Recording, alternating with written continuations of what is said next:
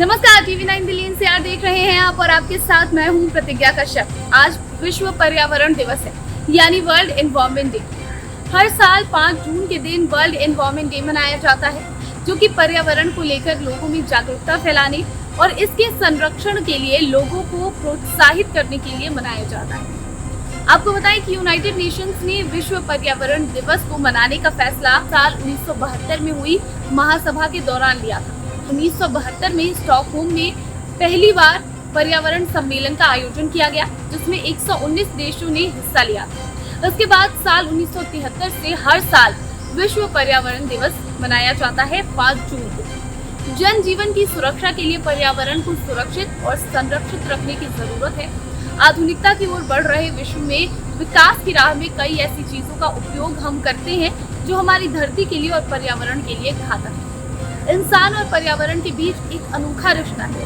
प्रकृति के बिना जीवन संभव नहीं है, ये हम सब जानते हैं, लेकिन इसी प्रकृति को हम इंसान नुकसान पहुंचा रहे हैं। लगातार पर्यावरण दूषित हो रहा है, जो जन जीवन को प्रभावित करने के साथ ही प्राकृतिक आपदाओं के लिए भी वजह बने। इस दिन को मनाने के लिए संयुक्त राष्ट्र हर साल एक विशेष थीम की घोषणा करता है और इस साल के लिए भी थीम रखी गई है और ये थीम है बीट प्लास्टिक पोल्यूशन, जो कि प्लास्टिक कचरे के निपटारे के समाधान खोजने पर जोर देता है, क्योंकि हम प्लास्टिक का धड़ल्ले से इस्तेमाल कर रहे हैं। आपको बताएं कि आज जब पूरा विश्व वर्ल्ड एनवायरनमेंट डे मना रहा है और देश भर के सभी सरकारी और गैर सरकारी संगठनों के साथ साथ स्कूलों में और कॉलेजों में भी इस अवसर पर कई कार्यक्रमों का आयोजन किया जाता है।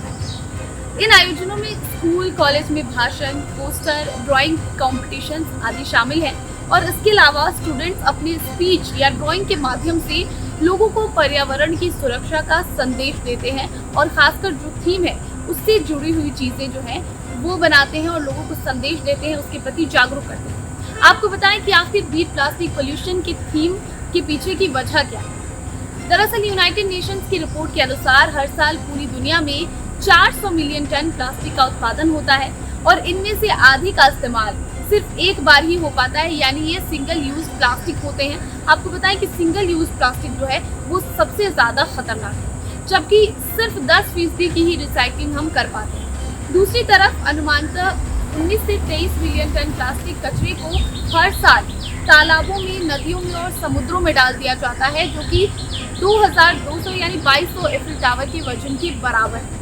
साथ ही प्लास्टिक के सूक्ष्म कण जो 5 मिलीमीटर तक के होते हैं वो किसी न किसी रूप में हमारे भोजन में, पानी में और हवा में घुले होते हैं। संयुक्त राष्ट्र के मुताबिक हर व्यक्ति 50,000 प्लास्टिक कणों का हर साल किसी न किसी रूप में ना चाहते हुए भी सेवन करता है। मतलब हम सिर्फ प्लास्टिक का धड़ल्ले से इस्तेमाल ही नहीं कर रहे, बल्कि उसे अपने खाने और पानी के जरिए अपने अंदर भी ले रहे हैं, और जो कि हमारे लिए बेहद खतरनाक है। और सबसे ज्यादा इस्तेमाल सिंगल यूज प्लास्टिक का होता है, जो कि मिट्टी में वो बायोडिग्रेडेबल नहीं होते हैं और वो हमें सबसे ज्यादा हानि पहुंचाते हैं।